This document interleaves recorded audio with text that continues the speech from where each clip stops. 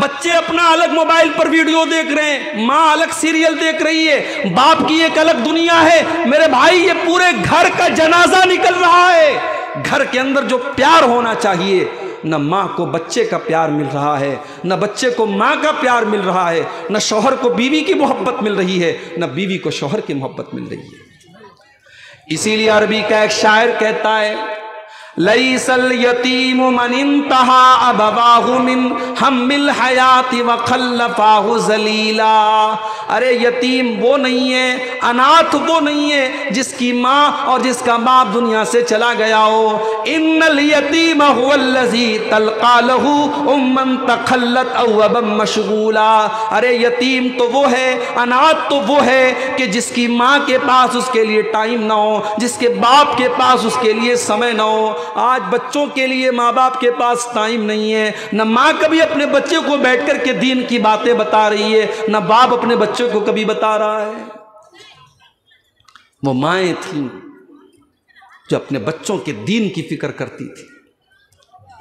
امام بخاری کا نام تو سنا ہے نا آپ نے؟ امام بخاری کا نام کیا تھا؟ محمد بن اسماعیل۔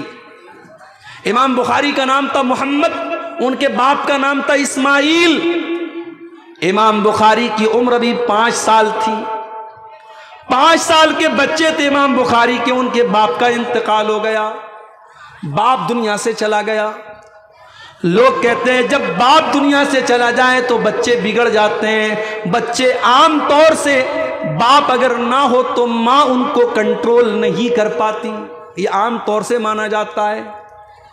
امام بخاری کی ماں نے اپنے بچے کو ماں کا بھی پیار دیا اور باپ کا بھی پیار دیا۔ باپ کے مرنے کے بعد انہوں نے باپ کی کمی نہیں کھلنے دی۔ امام بخاری بڑے ہو رہے ہیں، ماں کا سپنا ہے میرا بیٹا بڑا ہو کر کے نبی کی حدیثوں کا عالم بنے، میرا بیٹا بڑا ہو کر کے قرآن کا حافظ بنے، قرآن کا عالم بنے۔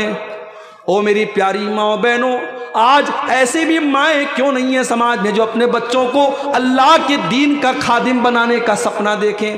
آج ماؤں کا سپنا ہوتا ہے میرا بیٹا ڈاکٹر بنے، میرا بیٹا انجینئر بنے، میرا بیٹا ٹیچر بنے۔ ایسی مائیں کہاں چلی گئی جو امام بخاری کی ماں کی طرح یہ سپنا دیکھیں کاش کہ میرا بیٹا نبی کے قرآن، نبی کی حدیثوں کا حافظ بنے، قرآن کا حافظ بنے، قرآن کا عالم بنے، وہ دنیا کو قرآن کا میسج سنائے، وہ دنیا کو اسلام کا میسج سنائے، وہ ایک اچھا مسلمان بنے اور دوسروں کو اچھا بنائے۔ ایسا سپنا دیکھنے والی مائیں آج دنیا سے ختم ہو گئی میری بھائی، میرے ماں۔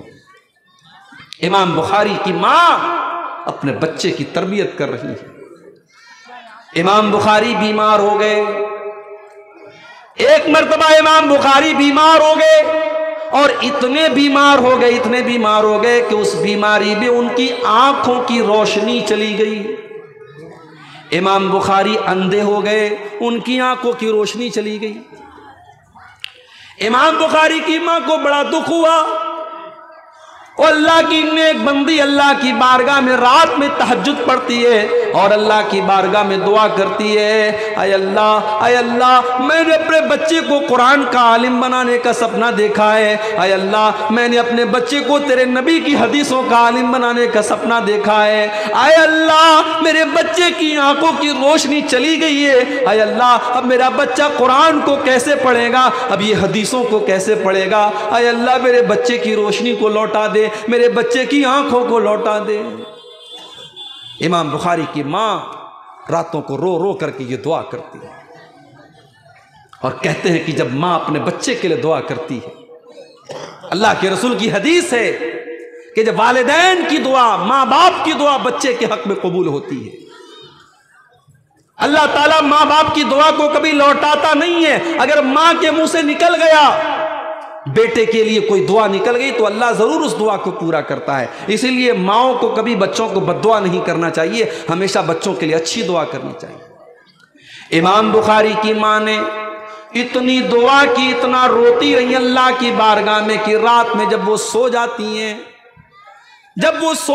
تو ان کے سپنے میں، ان کے خواب میں حضرت ابراہیم علیہ السلام آتے ہیں، اور ابراہیم علیہ السلام آ کر کے کہتے ہیں، اے امام بخاری کی ماں تو اتنا روئی ہے اور تو نے اللہ سے اتنی دعا کی ہے کہ رد اللہ علی ابنک بصرہ، اللہ تعالیٰ نے تیرے بچے کے آنکھوں کی روشنی کو لوٹا دیا ہے، جا کر کے تو دیکھ لے تیرے بچے کی آنکھیں صحیح ہو چکی ہیں، تیرا بچہ دوبارہ دیکھنے لگا ہے۔ امام بخاری کی ماں کی نیند کھلی اور جا کر کے جب انہوں نے دیکھا تو ان کے بچے کی آنکھوں کی روشنی آ چکی تھی، ان کا بچہ بالکل ٹھیک ہو چکا تھا۔